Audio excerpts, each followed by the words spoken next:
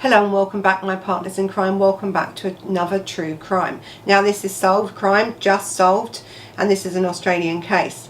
Now this is the case of Lynette Dawson. Now a lot of people know her by the name of Lyn, but her name was full name was Lynette. But so throughout this I'll probably be calling her Lyn. Now she was born in 1948 and was an Australian missing person, quite a high profile one. Not when it first happened, but sort of as the years have gone on, and we'll get into this case in a little bit, telling you sort of why this case has now come to light and things have now changed with this case. Now she disappeared in January, around the 9th of January 1982, leaving two daughters and her husband, this former rugby league footballer, Chris Dawson. Now her whereabouts are unknown. Now I'm going to say now that her remains are unknown, right? They still haven't found her remains. They now know that she is dead, but that there's and they sort of got a clue, I think, of where the body may be. But listen, 40 years is a long time, isn't it, to fight for justice for this woman? And after 40 years, if you've buried a body out in the bush, you know, and they think it's in some areas they're looking, but I mean the landscape changes, things change, don't they, after 40 years? So whether they're going to find this Lyn's body, I'm not sure. And I'll tell you now, the person that murdered her is no way going to give up what he done with that body. That would mean that he'd have to actually admit what he done. So there was two inquests over the years about this case, looking into had she been murdered, sort of who done it, and it turns out that the court now believe that she was murdered, and then also the court now believe that she was murdered by her husband, this Christopher Dawson.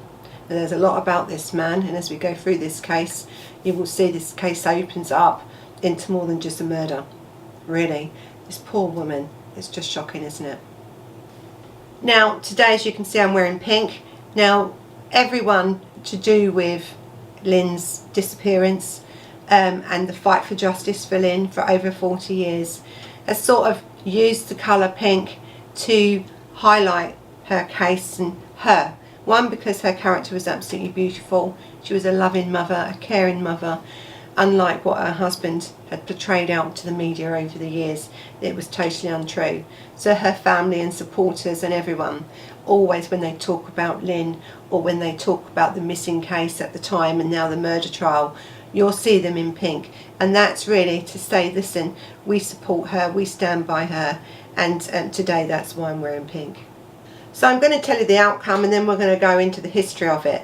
So in December 2018, Chris Dawson was charged with the murder. And then in June 2019, he pleaded not guilty to that murder. In February 2020, he was committed to stand trial for the murder of his wife. And on the 30th of August 2022, which was only a couple of weeks ago, a week ago really, Chris Dawson was found guilty of Lynette Dawson's murder. So he did do it. But I think, listen, you know, this case, I think so many people, there were so many issues here with this case right from the beginning when she first went missing, right?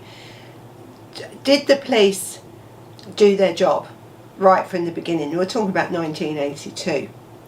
I don't know if they did.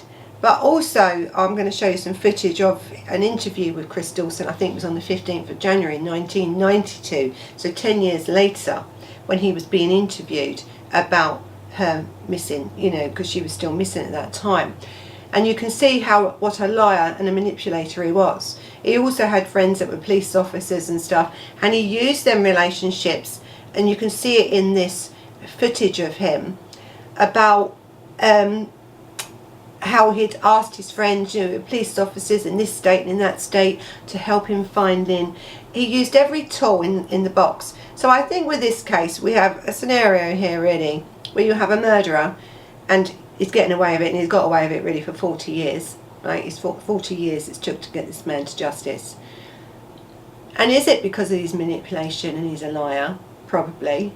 But also, was it the incompetence of some of the investigators right from the start, to believe what he was saying without really fully looking into this case. So listen, there's some issues that may come up, and so that's the sort of where we are today. This man has been, well, I think I only looked yesterday, and the judge on the 30th of August 2022, good judge actually he was, and this was a judge only trial, and we'll go into that in a minute.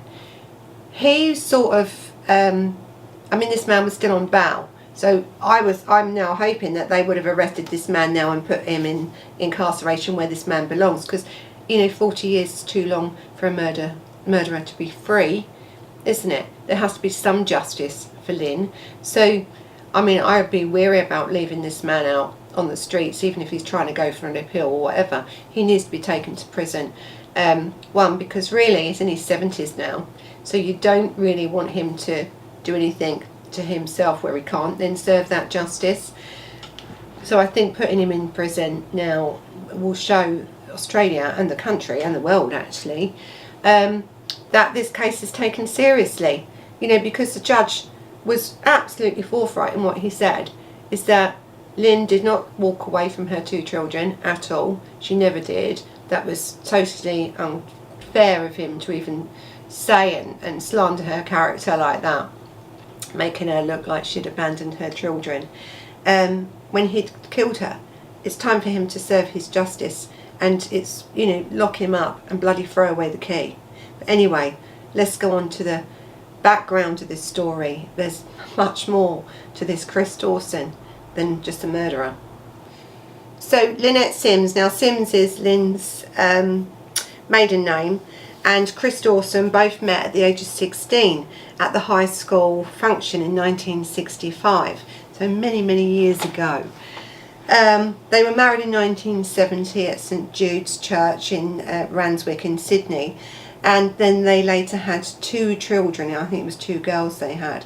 Between 1972 and 1976, Chris and his identical twin brother, Paul, played professional rugby league football at the Newtown Jets so yeah, quite, you know, he was quite a good rugby league player at that point. Now in 1975, the Dawson brothers and their spouses appeared on the ABC documentary actually programme, and it was called Checkerboard, to discuss how the twins' close bond affected their lives, and I think they were very close, and as we sort of get into more of their closeness and their behaviour, it wasn't always good, allegedly.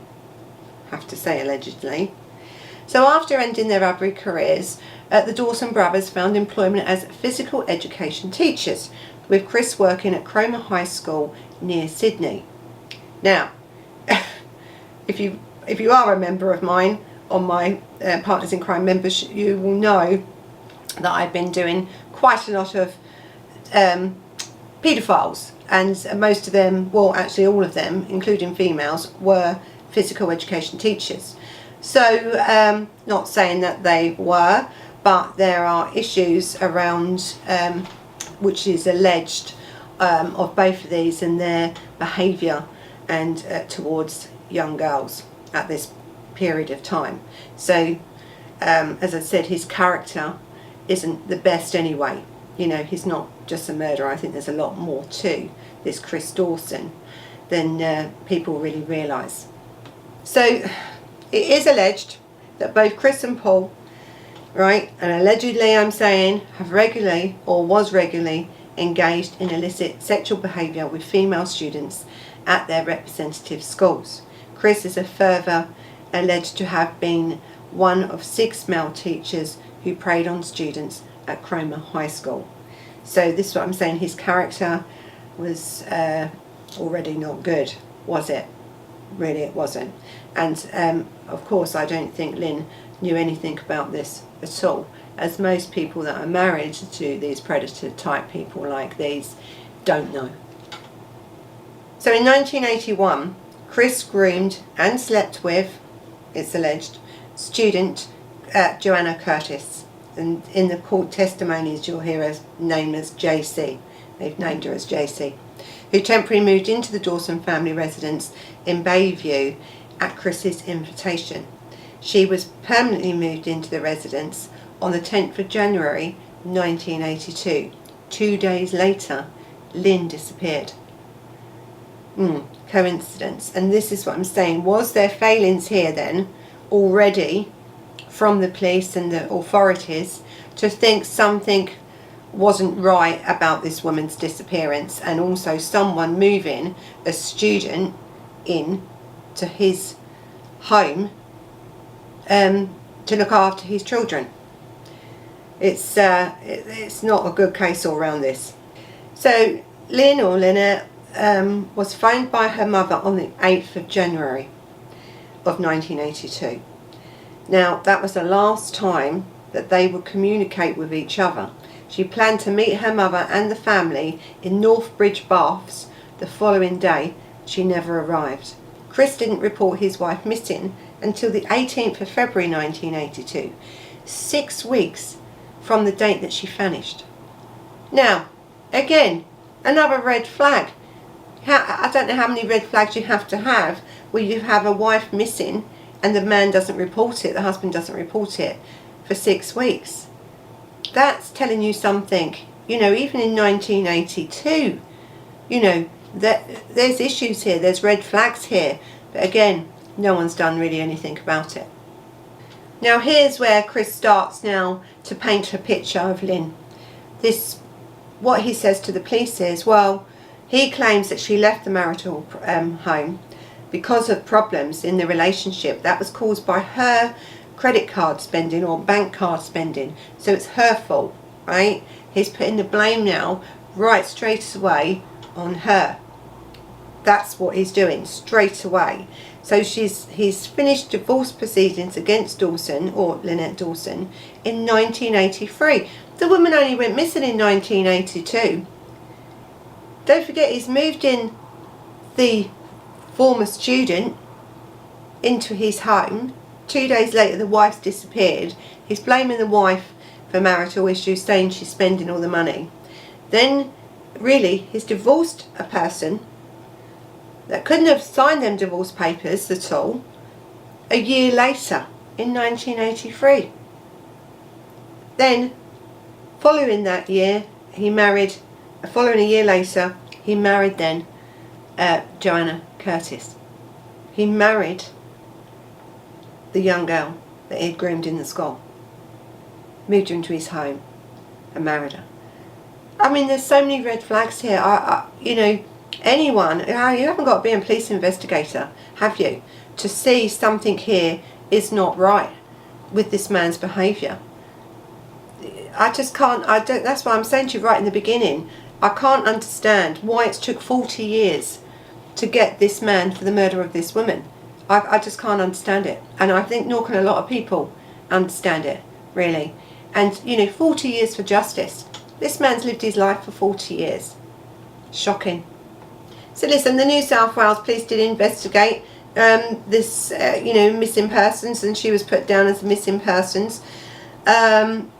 And they found, when they investigated, that there was no information really, and it was inconclusive to whether she had come to any harm, or if she'd just run off to start a new life. Because this is what Chris was trying to portray about her. She's a bad mother. She's abandoned her 2 children. She's run up debts on cards and bank cards and stuff like that. She's just gone off, I think, to live in I think what is one of the things, a religious communion. You know, she doesn't want to be found. These sort of things. You know, really portraying this woman as really someone that would have just willingly left because she'd run up debts and stuff like that. And they believed it. They believed it. And they said they investigated, and as I said, I'm going to show you in a minute the interview of him in this, in the police station, being interviewed by the New South Wales Police, and talking about, this is in 1992, talking about what he thinks and why he thinks Lyn just went off. And as I said, keep dropping names of different police officers he knew and stuff. He was quite a manipulator, this man. Listen, he would have been quite a manipulator because he was a groomer, right? The art of manipulation is in someone that grooms children, and he groomed children, and in the end married one that he groomed. So it just shows you the manipulation skills of this man, doesn't it? But I think, you know, police officers are meant to be trained to see through people like Chris Dawson, and they just didn't. They just believed him, I think. Chris, in January of 1982, your wife Lyn left your family home. Would you care to tell me now what transpired at that time, please? Prior to my wife leaving me in January 82, we were having some matrimonial problems.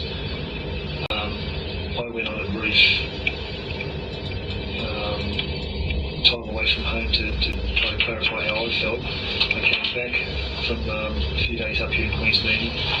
Lyn and I then went to marriage guidance to try to sort things out.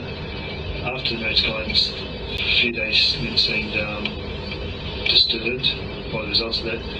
We also at the same time had some guy renting a shed or something who was tied up with we just said to Lyn sought some comfort from him so far as he was asking to come along to the meetings and giving a literature and all. On Saturday I had a part-time job at Northbridge Swimming Bars, and on one particular Saturday Lyn agreed with me she was going to go into the city markets to do shopping. I was to take our two daughters to the Northbridge Bars and she was going to go and shop and meet me back at the bars in the afternoon. I dropped her down at Mona Vale bus stop in the morning. I went back and the daughters and I had breakfast, and then I went through to work with my girls. Then some mother came through to Northbridge Bars while I was there. I was expecting to come with mother. When her mother came, I was sort of asking where my wife was. She said she didn't know, so we presumed she was still shopping with me at work during the afternoon sometime.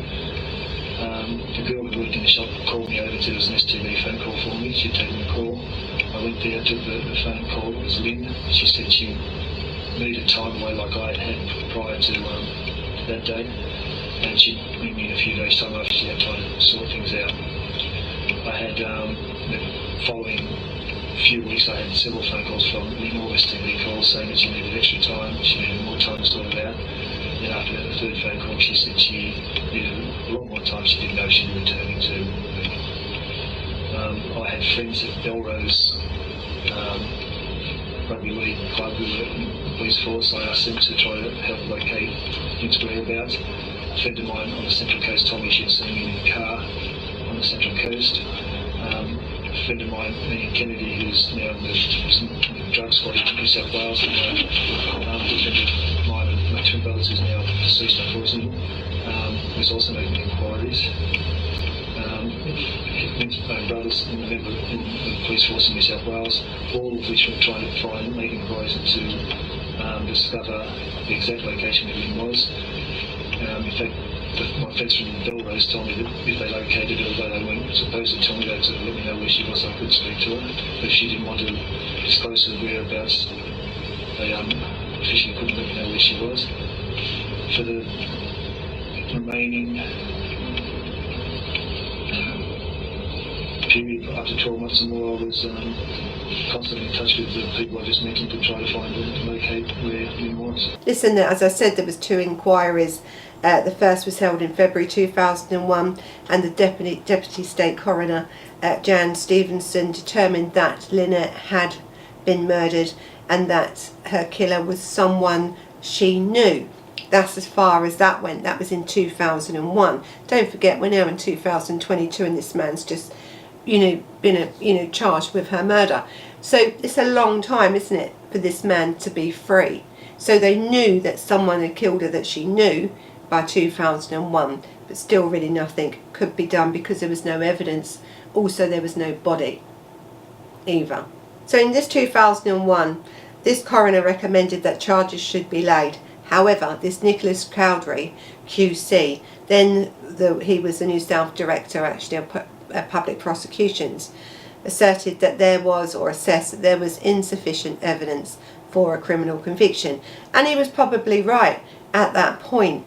you know, it's difficult, isn't it? We all have theories, and people knew, but I don't think they knew much about, or as much about the background as this Chris Dawson, that would have made them more susceptible, really, I think, to laying charges against him.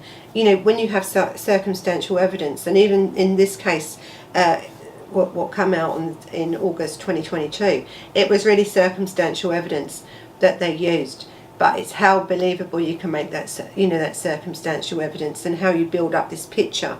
And there was a lot more put into that, I think, by there was a podcast, and we'll talk about the podcast in a minute, which went out to about 30 million people, and this was all over the world. He's a really good reporter, but this drew then attention to this missing persons case over the years. It had a lot of following, and therefore there was a lot of leads coming in to this podcast that the police didn't know about at the time. All right, so it was only then, as this case started to get, or this missing persons case of Lynette Dawson started to grow legs, should we say, and people really started to come forward about this Chris Dawson, things and stuff that was said.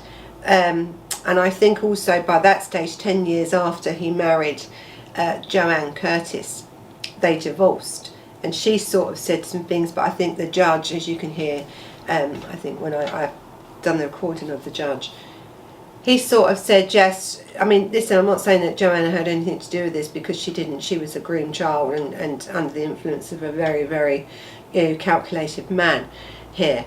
But she did say then that she had reported that he had hired a hitman to kill Lynette. I think she thought something may have happened to her, but I don't think she knew what, and that was her guess. I don't think she even thought that he would have killed her. But do I think that Chris Dawson killed Lynette? Yes. Do I think he worked alone? Probably not. Probably not. But it wasn't the young girl that he had groomed that assisted him. I think it was somebody else. So in 2003 now, this second inquest, right? The state coroner then, Milo something, I'll put the name up, recommended that Chris be charged with Lynette's murder. Now Cowdery again refused to prosecute Dawson, citing lack of evidence. Again, you know, I don't know. I mean, you know, the CPS is like our CPS here in England. You have to have, it's 50%, right? So it's weighed on 50%. 50%. Is it in the public interest to prosecute that man, right? 50% chance that that's going to win that case, because murder charges and trials cost a lot of money to do. So you have to make sure that the evidence is there. Again, as I keep stating, Lyn's body until this day has not been found. So again, it would only have been circumstantial evidence. So in April 2018, following this extensive now investigation of New South Wales Police, plus then the material that had been found actually by this podcast, and this people's want and need, really, you know, were saying, well, why hasn't this been solved? You know, there's lots of issues here. So there was a lot of public pressure to get answers in this case, and really to make someone pay for the murder of Lyn Dawson, because it was really what's right to do, isn't it? So, you know, following this really, you know, big extensive police investigation, they requested that the Office of Public Prosecutions to review the brief of evidence, right? So everything they had, whether it was circumstantial or not, they wanted now to be re-looked over thoroughly, and then add in absolutely everything about what they had. So on in December 2018, Chris was arrested in Queensland, Australia, and extradited then back to New South Wales, because states, a little bit like America, different states, and charged with the murder of his first wife, Lynette Dawson. Now, he was granted bail, and in June 2019, he pleaded not guilty to the murder. In February 2020, Chris was committed to stand trial. Now, even his trial now caused some issues. So I think there was another charge actually put at the same time, that he was carnal knowledge, that he had been facing a charge of carnal knowledge between the girl aged between 10 and 17. This would have been this J or JC girl that he had moved in, and he had sexual relationships with Curtis while still a teacher at Cromer High School. So there was, as I said, there was allegations about 6 kids at this school that this had been going on with. So at trial, Dawson applied to have the case stayed on the basis that there had been inordinate delay. I mean, he's you know, this ordinate delay, I think what he was trying to say was, all this publicity has now come out about this. It's been many, many years, right? So he wanted to stay to prosecute him, as there is a risk that members of the jury could be prejudiced towards him due to this widespread publicity about this case. And this was also from this podcast, also because it was everywhere at that point. I think it was actually stopped being broadcast in Australia about that for this reason. So the temporary stay was granted to allow public memories to fade a little bit from the jury's mind, and the application for a permanent stay was denied in both New South Wales Supreme Court and the Court of Criminal Appeal. So he really tried to fight this prosecution, right? You know, the years are going on now, aren't they? You know, he's really trying to get out of it, really, in any way he can, saying, I'm not going to get a fair trial now because it's so publicised. But I see it already, you know, in the early days was saying about why she'd left, so he was publicising it himself. So in April 2022, he was denied special leave by Justice Stephen to appeal to the High Court of Australia. In May 2022, Justice Robert Beach-Jones granted Dawson application from the judge trial alone, because he's trying to say, Dawson, Chris Dawson, I don't want a jury trial because they're going to be prejudiced against me because of what they already know about this case, or they think they know about this case. That's fair enough, but I'll tell you now, going for a judge-only trial is risky, right? Because judges only go on facts of the case, right, of all the evidence. That's all they go on. You can't plead to a judge, you know, and say, oh, you know, where a jury might sway to you a little bit in some way. A judge doesn't. A judge is looking at this case as the evidence alone, and then your testimony against that evidence that's been put forward against you. And that's why he had a judge-only trial. And for him, I think he probably thought out, because it was circumstantial evidence, that the judge would have probably have said no to a lot of it, and there's no body, as I've said for Lyn. But no, in August 2022, he was found guilty of the murder of Lynette Dawson, because he did it. He did it. The evidence clearly shows that, whether it's circumstantial or not. But also his character and behaviour of moving someone in, and a couple of days later your wife goes missing and's never heard of again. He also said, Chris, that he had phone calls from Lynette at this Bath place they were at, and so that's why I think there was someone else involved in this murder. Also, a body is not that easy to get rid of when you've got 2 little kids at home you're meant to be looking after, and all of a sudden your wife disappears. That, you know, I do think there's somebody else. Will Chris ever say no? Will he probably ever say about where Lyn's body is? No, he probably won't, because he doesn't want to admit what he's done. He's got away with it this long, and he, as I said, he's a manipulator, and he will try anything now to get out. This will go to an appeal, probably, without doubt, but I doubt if he'll win. They now really, and the public and the family of Lynette Dawson are really trying now to find her remains. Again, this man's not given any information about why he's pleaded not guilty to this case, so why should he now tell you where the body is? If he tells you where the body is, that means he's, you know, killed her, you know. So he's still trying to maintain his, you know, innocence in this case. then that way we'll be able to go to appeal. If he gives up the body, then the appeal's over. He's a murderer, right? Which we all know he is, because that's what he is. But in his mind, this is his playing games now, and no, he's never going to give that body up. And as I said, the body is going to be very hard to find 40 years on. You know, we don't know if he's destroyed the body in some way, burnt the body in some way, or just buried the body. We don't know. No one knows, because really, to this day, no one really knows what happened on that day when Lyn disappeared. We just don't know. And I've got some footage of Judge Ian Harrison, and he's a good judge. I like him, actually. He's very good. But this trial was set just before him, and that began on the 9th of May and ran for 10 weeks and concluded on the 11th of July. So the prosecution presented, as I said, circumstantial case, alleging that Dawson's motive was his desire for this unflattering relationship, really, with Curtis. He wanted a relationship with this Joanne Curtis, this girl that he groomed in this Cromer High School, then moved in to his property to be the babysitter. And days later, Lynette was gone, and they believed that was the motive. There's such a thing as divorce, and these killers and stuff, just don't seem to think of a logical solution. They just think, I'm just going to kill you and get rid of you, and so I can move on with my 15, 16-year-old girlfriend. It's shocking, really, when you think about it, isn't it, when you look into a mind of a murderer. But then we're also talking about the mind of a groomer, right? So he is a manipulator.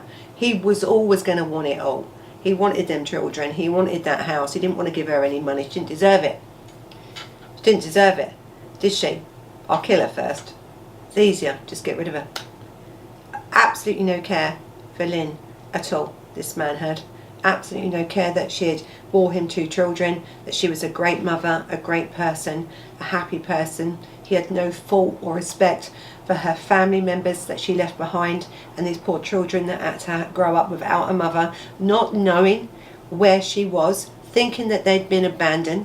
And the reason they thought that she had abandoned them, because that's what this Chris Dawson was telling people, how bad she was, abandoning her own 2 children, and all the time he had killed her and dumped her body. Disgraceful. Now, there was some sightings, and I always say this when we have sightings of people that are missing, right? People look alike, people like to help, don't they? People think, oh, I've seen her, it could have been her, I'm going to ring her. So these sightings, and I think even the judge has said you can discount these sightings, as you can discount that Lyn made that phone call. We're now discounting that because we know that's now untrue, because she couldn't have made a phone call if she was dead. So everything that he was holding on to give his case some weight, that she was seen by others, she did make a phone call, she rang a cafe, and and they told me, and I picked up the phone. No, this was set up.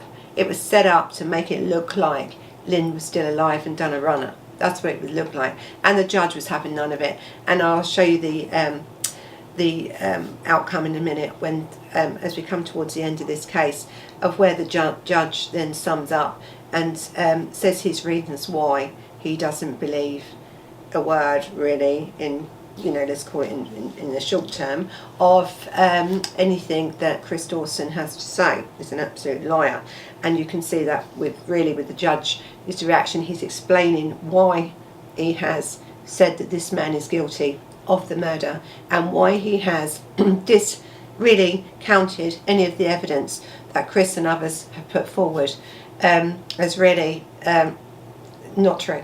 It's not true. I think with anybody that is on trial for their life, right, and their liberty, to save their self from anything like that, where you're going to go to prison for the rest of your life, and this man's in his 70s now, so if he goes to prison, it will be for the rest of his life. He will go to prison. That you decide that you're not going to give evidence, you're not going to be cross-examined, you're not going to give any evidence. He chose not to do that. Now, his defence team could have said, don't do that because you're going to incriminate yourself, right? But I think when you're fighting for your liberty, if you really believed that you haven't murdered your wife, and you believe that you spoke to her on the phone and you did all this, and people were, seeing her in, and stuff, you would give evidence, wouldn't you? To defend yourself, wouldn't you? If you're innocent. He chose not to. I think any person that doesn't choose to give evidence, right, when you're fighting for your liberty, you've probably got something to hide there. So on the 30th of August 2022, Justice Harrison took 5 hours to deliberate his reasonings to finding Dawson guilty of this murder. He found Dawson had lied on several occasions, including about the relationship with Curtis, about the desire to resume the relationship with his wife, about receiving a phone call from Lynette after she disappeared. Harrison also rejected the allegations of the sighting as Lyn as wholly unreliable, and found really that the most compelling body of evidence to reject the hypothesis was that Lyn Dawson abandoned her family. He couldn't believe that someone who had never displayed any tendencies, there was no mental health, there was nothing. She was an absolutely great mother, had a great family, was planning, she had plans to do things the next day, to meet people, to meet family members. This isn't someone that would just go off and join a religious communion because you used a credit card, or so he says you have, and built up a few debts. The judge couldn't, reasonably see that as happening, right? Also, this woman took nothing. Also, Lyn couldn't drive. She didn't drive. So she was reliant on Chris Dawson for a lot of stuff. She was a housewife, so she was reliant, as women are and men are. If one's working and the other one's not, the income is the household income. So she had no extra savings that anyone knew about. She had no cash hidden anywhere that anyone knew about. She didn't drive. She didn't take anything from her home at all, not even a pair of underwear, and the judge quite states that clearly. But you want to believe, or others to believe, that this woman has got up and left her children, who she loved and cared for deeply, and also loved and cared for her family deeply. The judge couldn't, he just couldn't, the evidence of her not doing that was more compelling than the evidence of her doing it. There was no actual evidence to say that's what she'd done at all. Not any. The whole of the circumstantial evidence satisfies me that Lynette Dawson is dead, that she died on or about 8 January 1982, and that she did not voluntarily abandon her home. I am satisfied beyond reasonable doubt that the phone call material and the sightings evidence do not establish that Lynette Dawson was alive in circumstances to which they separately relate. By way of example, I am satisfied that none of the alleged sightings was a genuine sighting of Lynette Dawson. Lynette Dawson had for her entire married life been dependent upon Mr. Dawson to drive her where she needed to go. The theory that she walked out of her life with no easy means of transport at her disposal is much harder to accept than if, for example, she had loaded up a second family car with clothes and possessions and driven herself away. There is scant evidence that Lynette Dawson had money of her own, either in cash or in an account to which she had access to fund her new life. The evidence also powerfully suggests that Lynette Dawson had a strong maternal bond with her daughters. Despite the tensions that were in play in the Dawson household in the weeks leading up to 8 January 1982, Lynette Dawson was at least physically and materially secure. Apart from her emotional burden, in the sense of her avowed distress and concern at the state of her marriage, she had all the so-called necessities of life.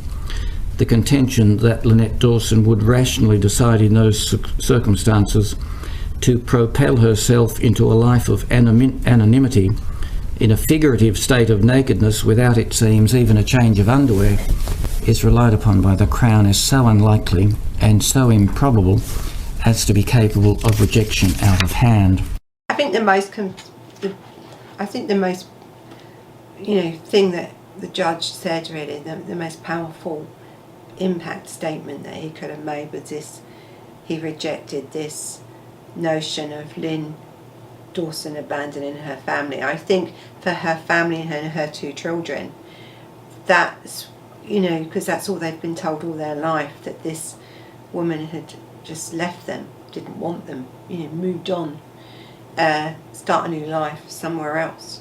And I think for the children and the family members and the people that supported Lyn and in the search for Lynette Dawson all these years, I think that really hit home that, this woman not only lost her life, but these children's lives were affected. Many, many lives were affected by the actions of this one man, really for his own selfish reasons, wasn't it, really? It was just a selfish reason that he wanted to set up a new life with a very, very young girl. And that didn't even last, did it? And he'd already groomed and allegedly 6 others, very young girls. So, his predatory nature was there. And I think for the judge to say that probably is the best thing he could have said, because I think it really hit home with people who knew about this story for many, many years. And a lot of people think, I can't understand how a woman can leave her children. She never left her children. She was taken from her children. Her life was taken on that day. Listen, we've got to talk about this podcast, really. This podcast that really highlighted this missing persons case of Lyn, because that's what it was for many, many years. 30 odd years.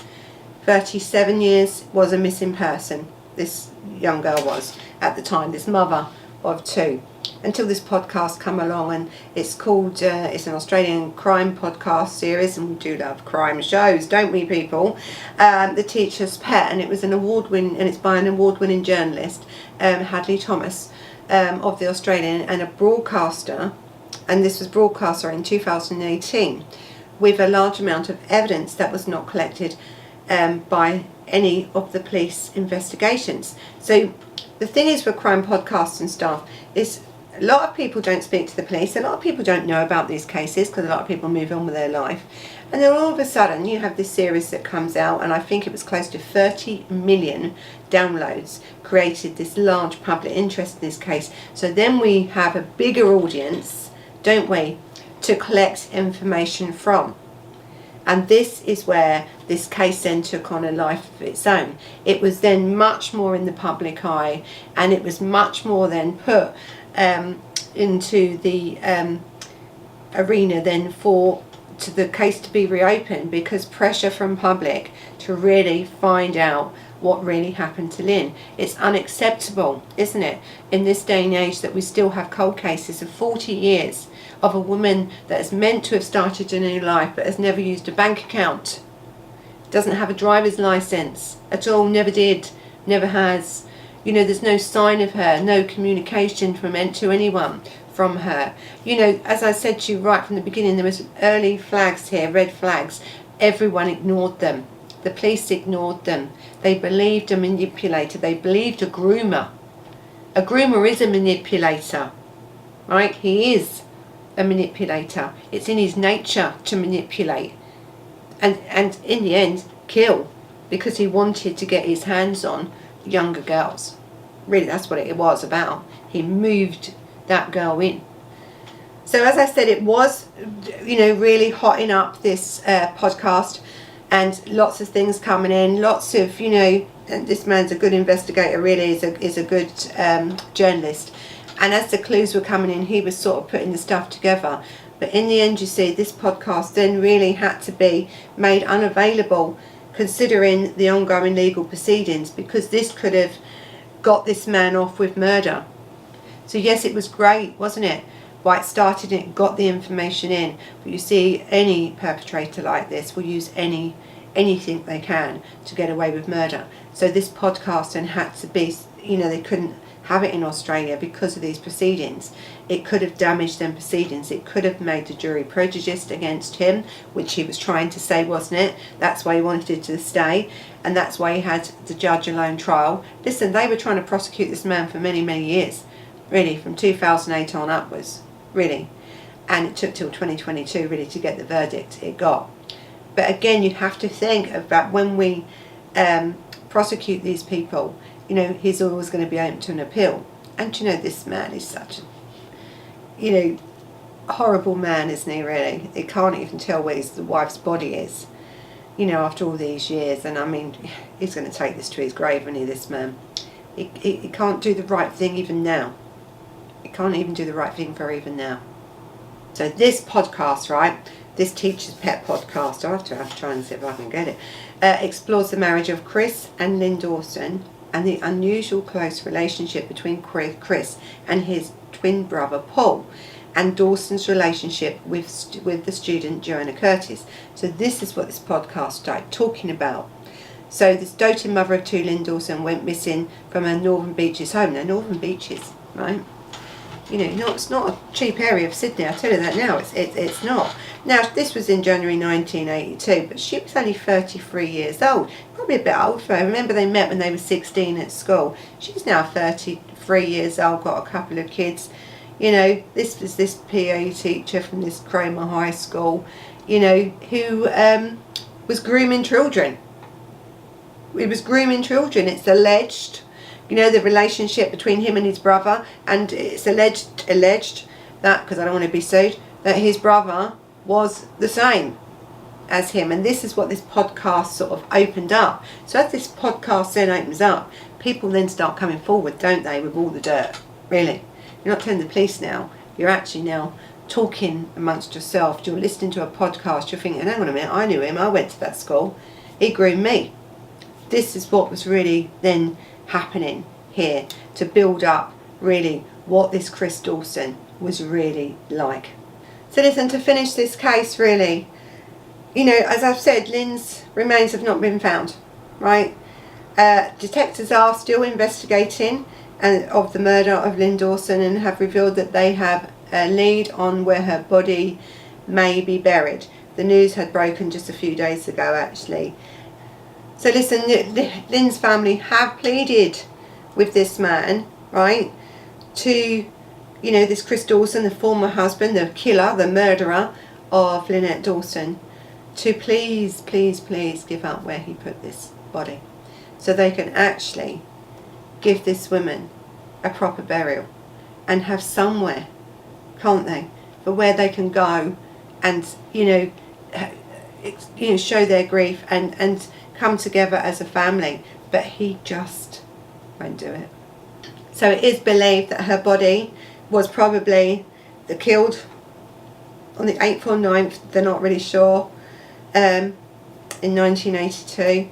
They're not really sure of the day, really, to tell you the truth. Her remains then are somewhere now in, they believe, are buried somewhere in New South Wales Central Coast. Now, again, I've said about Australia's changed. Now, I lived in Australia for many years, and it was rebuilding and changing all the time. And we're talking about landscapes that are going to have changed, and things are going to have changed over 40 years. Is it likely, unless he's buried her in some bush or somewhere where you can sort of, you know, indicate, you know, which hasn't really been touched, there may be some hope of finding her remains. I hope they do.